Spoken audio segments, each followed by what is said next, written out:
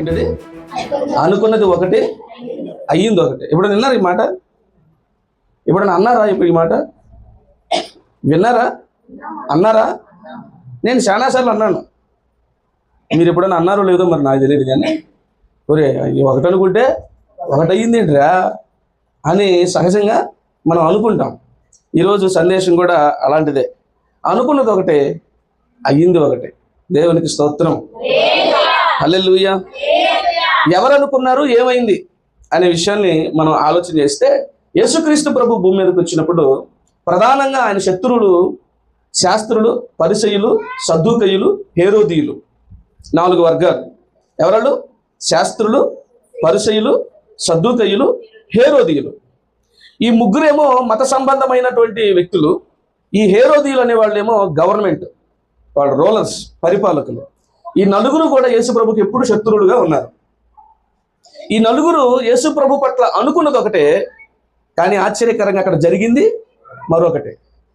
ఏమనుకున్నారు, ఏం జరిగింది అనేది మనం లోతుల్లోనికి వెళితే, యోహాను సువార్త 11వ అధ్యాయము 47-48 వచనాలు.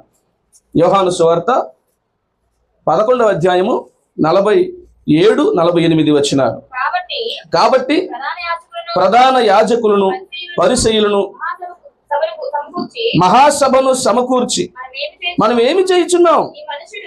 ఈ మనుష్యుడు అనేకమైన సూచక క్రియలు చేయుచున్నాడే, మనం ఆయనను ఇలాగ చూస్తూ ఓరకుండిన ఎడల అందరూ ఆయన యందు విశ్వాసం ఉంచెదరు.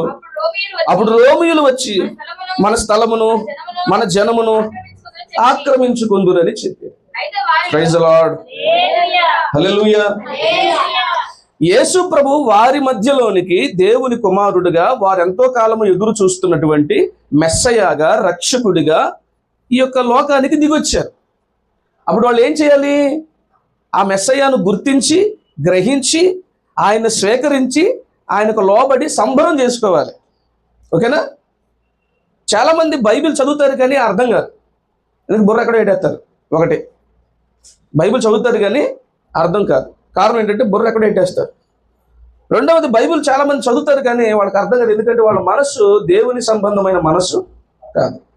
ప్రకృతి సంబంధి అయిన వాడు దేవుని ఆత్మ విషయములను గ్రహించలేడు అని బైబిల్ చెప్తా ఉంది. దేవుని వాక్యము నీకు అర్థం కావాలంటే నువ్వు కూడా దేవుని ఆత్మ కలిగిన వాడవై ఉండాలి. దేవుని మనస్సు నీలో ఉండాలి.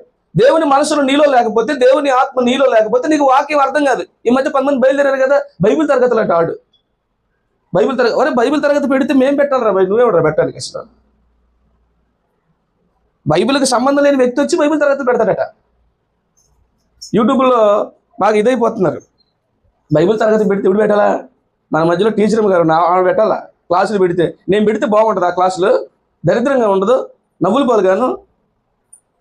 ఆడి పెట్టేశాడు బైబిల్ కాలేజీ అట, బైబిల్ తరగతులట. ఆడికి ఏమర్థం అవుద్ది? నీకు దేవుని ఆత్మ లేదు, దేవుని మనసు నీకు తెలియదు, నువ్వు విమర్శించడానికి కూర్చొని బైబిల్ తరగతులకు పేరు పెడుతున్నావు.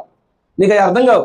చిన్న చిన్న విషయాలు కూడా నీకు మా సండే స్కూల్ పిల్లలు చెప్తారా? నువ్వు చెప్పి యేసు రక్తమే జయం, హల్లెలూయా ఆడు చెప్పాయి మన సండే స్కూల్ పిల్లలు చెప్తారు. చక్కగా సండే స్కూల్కి వచ్చేవాడు కత్తిలాగా ఉంటారు. దేవునికి స్తోత్రం. వీళ్ళు కూడా నిరంతరము ఎన్నో సంవత్సరాలుగా బైబిల్ చదువుతున్నారు. ఏమండి? ఆ లేఖనాలను పరిశోధిస్తున్నారు. శాస్త్రులు అనగా ఎవరయ్యా అంటే ధర్మశాస్త్రమును ఉపదేశించే వాళ్ళను శాస్త్రులు అంటారు.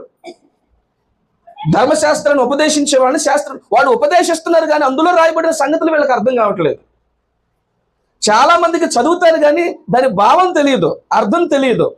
వీళ్ళు కూడా ఏమంటే యేసు ప్రభు గురించి రాయబడినటువంటి విషయాలు 100ల కొలది ప్రవచనాలు ఉన్నాయి. అవి చదువుతున్నారు కానీ అవి వాళ్ళ మధ్యలో నెరవేరుతున్నప్పుడు వాళ్ళు అంగీకరించే పరిస్థితుల్లో లేరు, అర్థం చేసుకునే పరిస్థితుల్లో లేరు. ఎందుకు లేరంటే, ఎందుకు అంగీకరించట్లేదు? వాళ్ళ మనసంతా ఎక్కడుందట? రోమియోలు వచ్చి మన మన మన మన అధికారాన్ని అంతా లాగేసుకుంటారా. వీళ్ళు పదవుల్లో సెటిల్ అయిపోయారు. వీళ్ళకి సుఖంగా ఉంది. ఇప్పుడు ప్రజల మీద అధికారులై కూర్చున్నారు. న్యాయంగా జీవించవలసిన వాళ్ళు, ధర్మబద్ధంగా దేవుని ప్రజలనే నడిపించాల్సిన వాళ్ళు ఏమంటే సుఖానికి అలవాటు పడి, సుఖభోగాలకు అలవాటు పడిపోయి సింహాసనాల మీద కూర్చొని ఇక అందులో నుంచి దిగకుండా ఉన్నారు. ఇప్పుడు యేసు ప్రభు వచ్చి బోధించరికల్లే వీళ్ళ పీఠాలు ఏమవుతున్నాయి? కదిలిపోతా ఉన్నాయి. అమ్మ బాబాయ్, మన యొక్క అధికారానికి ఎసరు వచ్చేస్తుందిరా. ఏమంటే లోక సంబంధమైనటువంటి అధికారం కోసం ఆలోచిస్తున్నారు, కానీ ఈ కార్యాలన్నీ ఒక మెస్సయ్య మాత్రమే చేయగలడు, రక్షకుడు మాత్రమే చేయగలడు, బైబిల్లో అవన్నీ రాయబడ్డాయి కదా అని ఆలోచించట్లేదు. వీళ్ళ మనసు అయితే ఎక్కడుంది? లోక సంబంధమైన అధికారం మీద, పాలన మీద, పలుకుబడి మీద, హోదా మీద ఉన్నదన్నమాట. దేనికోసం తపన పడాలి? ఆత్మ సంబంధమైన విషయాల కోసం కదా ఆలోచించాలా? ఏమండి, ఆత్మ సంబంధమైన విషయాల కోసం ఆలోచించాలా? కానీ వీళ్ళు మాత్రం అయ్యో యేసు ప్రభు అందరికీ బాగా పరిచయం అయిపోతున్నాడు, అద్భుతాలు చేస్తున్నాడు, స్వస్థతలు చేస్తున్నాడు, సూచక్రియలు చేస్తున్నాడు, జనమంతా ఆయన్ని నమ్మేసుకుంటున్నారు. ఇలాగే కనుక మనం చూస్తూ ఊరుకుంటే రోమిలు వచ్చేసి మన మీద పడతారు, మన పదవులన్నీ పోతాయి, మన అధికారం అంతా పోతదే. దేవుడి రాజ్యం అవుతుందని లేదు వీళ్ళకి. యేసు ప్రభు గొప్ప కార్యాలు చేస్తా ఉంటే దేవుడు రాకుండా వచ్చేసినట్టే ఇంక మనకి, మనం గొప్ప ఇది కాదు. పదవులు ఎక్కడ పోతాయి, అధికారం ఎక్కడ పోద్ది, ఇలాగ ఆలోచిస్తారన్నమాట. ఆత్మ సంబంధమైన మనుషులే కానీ మనసంతా ఎలాగుంటుందట? భౌతిక సంబంధమైన వాటి మీద ఉంటుంది. లోతని ఒక ఆయన ఉన్నాడు, చాలా లోతైన మనిషి ఆయన. ఎవరో నేను చెప్పినప్పుడు మీరు కూడా నేను అడిగితే మీరు నాకు కొంచెం స్పందన, మీ అమూల్యమైన స్పందన నాకు తెలియజేసినట్లయితే నేను కూడా కొంచెం ఉత్సాహంగా త్వరగా ముగించడానికి ప్రయత్నం చేస్తాను. సుమా లేట్ చేశారంటే చూసుకుంటే 2 అయిపోతుంది, మళ్ళీ మీ ఇష్టం. దేవునికి స్తోత్రం కలుగునుగా. హల్లెలూయా. ఎందుకు వచ్చింది వాళ్ళు ఎప్పటి చెప్తాను ఆయన, నువ్వు అంతసేపు చేసి. లోతని ఒక ఆయన ఉన్నాడు, చాలా లోతైన మనిషి. అబ్రహాము యొక్క సహోదరుడు, కుమారుడు, అంటే కొడుకు వరస అవుతాడు. అబ్రహాముతో పాటు ప్రయాణం చేశాడు. అబ్రహాం మంచి భక్తిపరుడు, ఆత్మీయుడు, ప్రార్థనాపరుడు, దేవుని చిత్తమును వెతికేవాడు, దేవుని కొరకు కనిపెట్టుకునేవాడు, దేవుని కొరకు ఎదురు చూసేవాడు. అలాంటి వ్యక్తి పక్కన ఇన్ని సంవత్సరాలుగా నడిచినప్పటికీ లోతు అయితే భక్తి నేర్చుకోలేదు. మారు మనసు అయితే పొందాడు, కానీ మనసు మాత్రం ఇంకా లోకం మీదనే ఉంది. ఏమండి, అందుకనే లోతు డబ్బు కోసం ఆలోచించాడు, అబ్రహాం ఏమో ఆత్మీయత కోసం ఆలోచించాడు. డబ్బు కోసం ఆలోచించకండి దయచేసి, డబ్బు కోసం ఆలోచించకండి. భక్తిని మొదటగా పెట్టండి మీ జీవితాల్లో. ఆత్మీయతకి, ఆత్మ సంబంధమైన విషయాలకి మొదటి స్థానం ఇవ్వండి.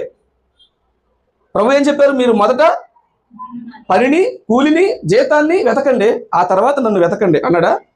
ఏమన్నాడు ఆయన? మొదట మీరు నన్ను, నా నీతిని, నా రాజ్యాన్ని వెతకండి, మీకు అక్కరగా ఉన్నవేవో అవన్నీ మీకు అనుగ్రహించబడతాయి అన్నాడు. నువ్వు మొదట దేవుని రాజ్యాన్ని వెతికితే, దేవుని సన్నిధిని వెతికితే, దేవుని యొక్క సహవాసాన్ని వెతికితే, దేవుని చిత్తాన్ని వెతికితే నీకు అక్కరగా ఉన్నవన్నీ అనుగ్రహించబడతాయి. Praise the lord. Hallelujah. Abraham అలా వెతికాడు, అందుకనే దేవుడు ఆశీర్వదించాడు. లోతేమో ఆ దేవుని సన్నిధిని వెతకలేదు, డబ్బు కోసం వెతికాడు. చివరికి సొదొమ గొమొర్రాలో ఆగమైపోయాడు. ఏ డబ్బు కోసం అయితే ప్రాకులాడాడో ఆ డబ్బంతా, ఆస్తంతా సొదొమ గొమొర్రాలో ఏమైపోయింది? కాలి బూడిదైపోయింది. జాగ్రత్త. డబ్బును నమ్ముకునేవాడు పాడైపోవును, ధనమును నమ్ముకునేవాడు పాడైపోవును అని రాయబడింది. డబ్బుకి ఎక్కువ విలువనిస్తా ఉన్నారు, డబ్బుకు మొదటి స్థానం ఇస్తారు. నా నీ డబ్బు నిన్ను రక్షించదు, నీ భక్తి నిన్ను రక్షిస్తుంది, నీ నీతి నిన్ను రక్షిస్తుంది. యేసు ప్రభు చెప్పాడు, ధనవంతుడు దేవుని రాజ్యములో ప్రవేశించుట కంటే సూది బెజ్జములో వంట దూరుట సులభము అన్నాడు. సులభమా చెప్పండి? యేసు ప్రభు జోకులు ఎత్తాడు కానీ నవ్వరు ఆయన. జోకెత్తాడు కానీ సీరియస్గా జోకులు ఎత్తాడు ఆయన. ధనవంతుడు దేవుని రాజ్యంలో ప్రవేశించడం కంటే సూది బెజ్జములో వంట దూరడం ఈజీ అట. వంట ఎంత ఉంటుంది, సూది బెజ్జం ఎంత, దారి ఎక్కడే కష్టం అయిపోతుంది మనకి. మా ఎప్పుడన్నా నాకు దారి ఏమంటే దిక్కులు చూస్తుంటాను నేను. ఇగో నువ్వు ఏమని చెప్పు, 2 పనులు చెప్పొద్దని చెప్తాను నేను. ఆమె బట్టలు కొడుతుంది కదా, మరి ఎప్పుడన్నా దారి ఎక్కివంటే నాకు కష్టమైపోద్ది. నాకు కనబడి సాగుతుంది, చన్న రంధ్రం, మనం ఎక్కిస్తాం, అలవాటు అయిపోద్ది. ఇలాగ చూపించేద్ది, అటు ఇటు చూసుకోడు నాకు దాంట్లోకి దారి ఎక్కిచ్చేద్ది, అలవాటు అయిన మంచి పని మనకే చేతన అయితే. దారి ఎక్కిడే కష్టం. యేసుప్రభు అన్నాడు వంట ఎక్కిచ్చేస్తాను అన్నాడు. ఓ బాబాయ్, అంటే ధనమును మీద ఆశ పెట్టుకుంటే, డబ్బు మీద ఆశ పెట్టుకుంటే, డబ్బును నమ్ముకుంటే దేవుని రాజ్యాన్ని పోగొట్టుకుంటాం. సొదొమలో గొమొర్రాలో లోతు తన ఆస్తిపాస్తులన్నీ పోగొట్టుకున్నాడండి. చివరికి ఏమీ మిగలలేదు. మనము మొదటగా ఆత్మ సంబంధమైన విషయాల కోసం ఆలోచించాలి, భక్తి సంబంధమైన విషయాల కొరకు తాపత్రయం కలిగి ఉండాలి. దేవునికి మహిమ కలుగును గాక. ఏమండి, ఆత్మ సంబంధమైన మనుషులట ఆత్మ సంబంధమైన విషయాల మీద మనసు పెడతారట. శరీర సంబంధమైన మనుషులు శరీర విషయాల మీద మనసు పెడతారు. అంటే ఏం తినాలి, ఏం వండుకోవాలి, ఎంత మంచి బట్టలు కట్టుకోవాలి, ఎలా చక్కగా రెడీ అవ్వాలి, సింగారించుకోవాలి, ఏ వస్తువులు కొనుక్కోవాలి, ఏ వస్తువులు నా ఇంట్లో బాగా పెట్టుకోవాలి, వీటి మీద మనసు ఎక్కువ ఉండదు. ఆత్మ సంబంధమైన వ్యక్తులు అయితే నేను ఎంత ఆత్మీయంగా ఉండాలి, ఇంకెంత ప్రార్థనా పరంగా ఉండాలి, ఇంకెంత పరిశుద్ధంగా ఉండాలి, ఇంకెంత నీతిగా ఉండాలి, ఇంకెంత భక్తిగా ఉండాలి, ఇంకెలాగా నేను ఆత్మీయతను సంపాదించుకోవాలి. దేవునికి స్తోత్రం కలుగును గాక. హల్లెలూయా. ముందు జరిగింది.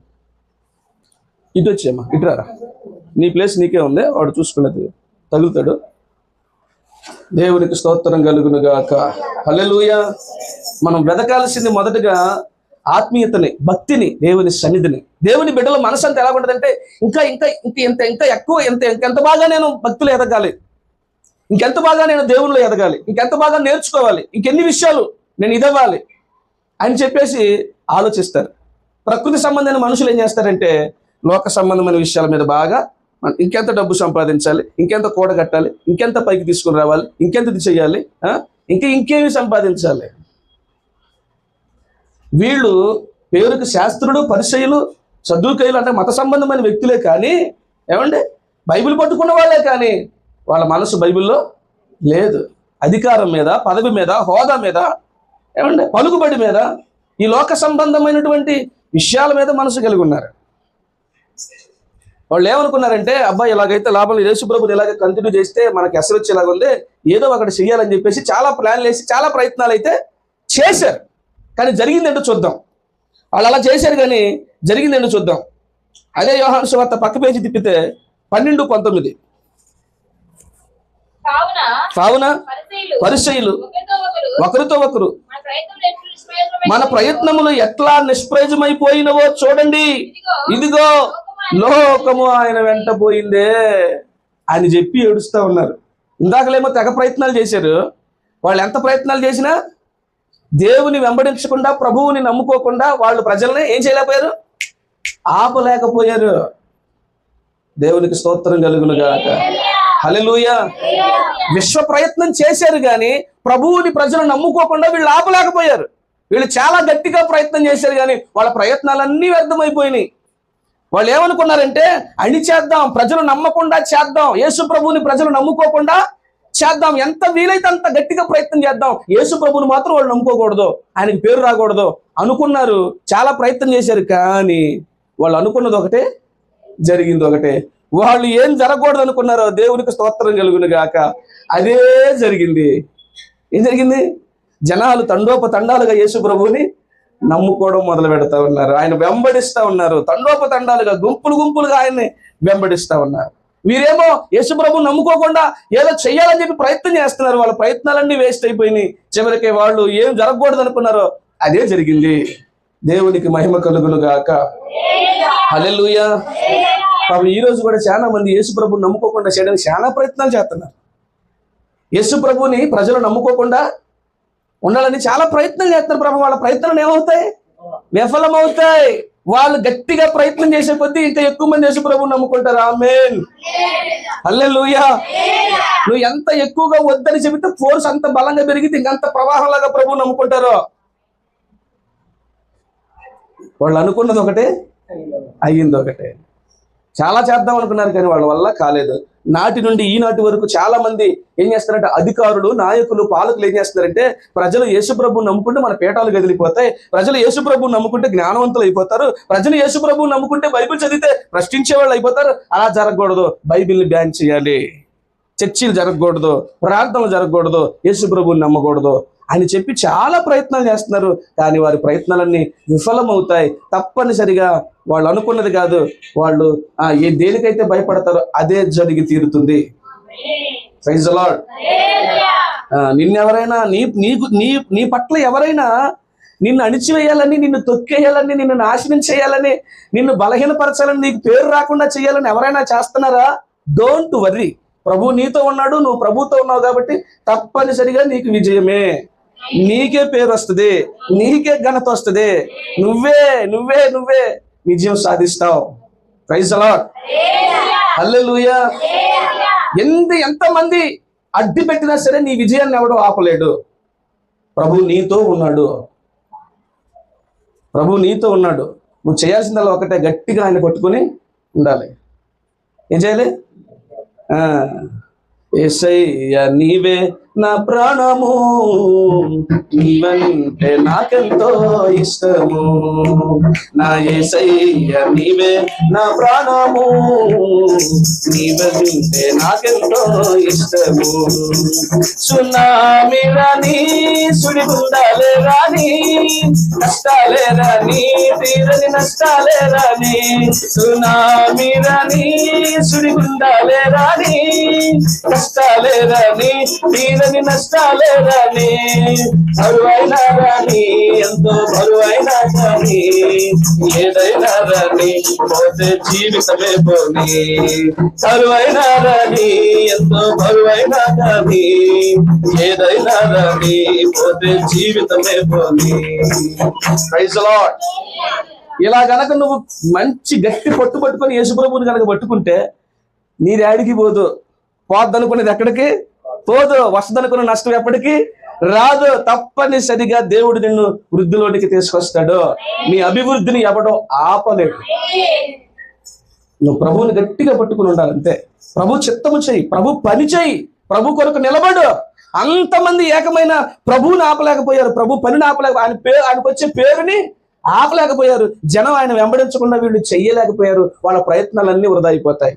ప్రియమైన దేవుని బిడ్డలారా, మిమ్మల్ని ఆపాలని చూసే వాళ్ళ ప్రయత్నాలన్నీ వ్యర్థమైపోతాయి. మిమ్మల్ని తొక్కాలని చూసే వాళ్ళ ప్రయత్నాలన్నీ వ్యర్థమైపోతాయి. మిమ్మల్ని ఓడించాలని చూసే వాళ్ళ ప్రయత్నాలన్నీ వ్యర్థమైపోతాయి. దేవునికి స్తోత్రం కలుగును గాక. హల్లెలూయా.